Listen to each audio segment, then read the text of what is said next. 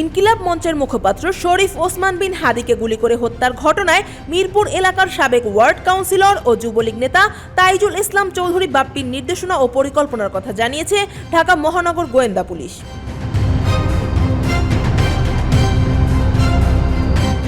৬ জানুয়ারি বিকেলে হাদি হত্যা মামলার অভিযোগপত্র আদালতে জমা দেওয়ার পর ডিএমপি মিডিয়া সেন্টারে আয়োজিত এক সংবাদ সম্মেলনে এইসব তথ্য তুলে ধরেন ডিবির অতিরিক্ত পুলিশ কমিশনার মোহাম্মদ শফিকুল ইসলাম।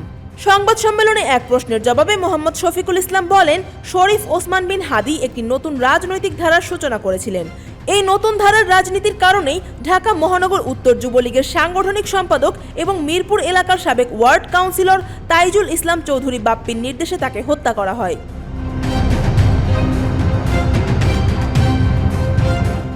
হত্যাকাণ্ডের পরিকল্পনা ও নির্দেশনায় বাপ্পির পাশাপাশি সরাসরি গুলি বর্ষণকারী হিসেবে চিহ্নিত হয়েছেন সাবেক ছাত্রলীগ নেতা ফয়সাল করিম। তার সহযোগী হিসেবে ছিলেন আদাবর থানা যুবলীগের কর্মী আলমগীর।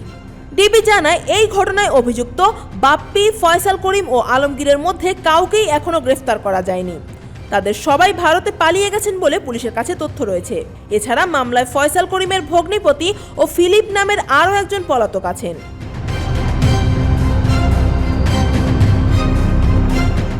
এই হত্যা মামলায় এ পর্যন্ত মোট 12 জনকে গ্রেফতার করা হয়েছে। ভবিষ্যতে নতুন তথ্য ও প্রমাণ পাওয়া গেলে সম্পূরক অভিযোগপত্র দাখিল করা হবে বলেও জানান মোহাম্মদ শফিকুল ইসলাম। হত্যাকাণ্ডের প্রেক্ষাপট তুলে ধরে ডিবি কর্মকর্তা বলেন, শরীফ ওসমান বিন হাদি সাম্প্রতিক রাজনৈতিক অঙ্গনে পরিচিত একটি নাম ছিলেন। ইনকিলাব মঞ্চের মুখপাত্র হিসেবে তিনি ভিন্নধর্মী রাজনৈতিক কর্মকাণ্ড শুরু করেন। বিভিন্ন সময় সভা সমাবেশে, ইলেকট্রনিক ও সামাজিক যোগাযোগ মাধ্যমে তিনি নিষিদ্ধ থাকা আওয়ামী লীগ ও নিষিদ্ধ ঘোষিত ছাত্রলীগের অতীত কার্যক্রম নিয়ে সমালোচনামূলক ও জোরালো বক্তব্য দিতেন।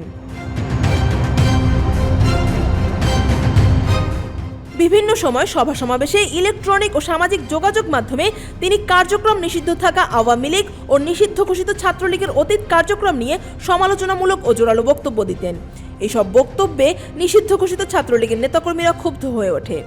ডিবির তথ্য অনুযায়ী ইনকিলাব মঞ্চের আহ্বায়ক শরীফ ওসমান হাদি ঢাকা ৮ আসনে স্বতন্ত্র প্রার্থী হিসেবে নির্বাচনে অংশ নিতে চেয়েছিলেন। এই লক্ষ্যে তিনি বেশ কিছুদিন ধরে এলাকায় গণসংযোগ চালাচ্ছিলেন।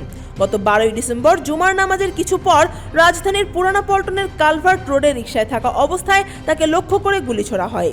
মাথায় গুলি করার পর হামলাকারীরা মোটরসাইকেলে করে পালিয়ে যায়। পরে উন্নত চিকিৎসার জন্য তাকে সিঙ্গাপুরে নেওয়া হলে 18 ডিসেম্বর তিনি সেখানে মারা যান। News desk, Dhaka watch.